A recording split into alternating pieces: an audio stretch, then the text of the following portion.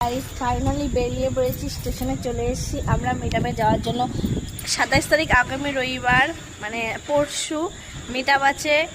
তো আমরা বেরিয়ে পড়েছি সেজন্য জঙ্গিপুর স্টেশনে হাওড়া যাব, হাওড়ার থেকে বাকি জায়গাটা যাব। তো দেখো এখন ফাঁকা, এখন রাত 11:30 বাজতে চললো। আমরা এবার ট্রেন ধরবো। তো চলো যাওয়া যাক, টাটা